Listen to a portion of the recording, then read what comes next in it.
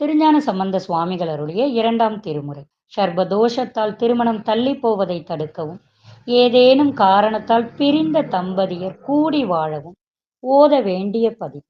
திருமருகல். பாடல் 7. வழுவாள் பெருமான் கழல் வாழ்க எனா எழுவாள் நினைவாள் இரவும் பகலும் மழுவாள் உடையாய் மருகல் பெருமான் தொழுவாள் இவளை துயராக்கினையே.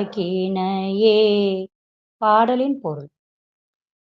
மழுப்படையை உடையவனே, மருகற் பெருமானே, தவறாமல் பெருமான் திருவடிகள் வாழ்க என்று கூறிக்கொண்டே துயில் எழுந்து இரவும் பகலும் உன்னையே நினைந்து தொழுபவளாகிய இவளை துயருக்குரியவள் ஆக்கினையே, இது தகுமோ என்று கேட்கிறார் திருஞான சம்பந்த சுவாமிகள்.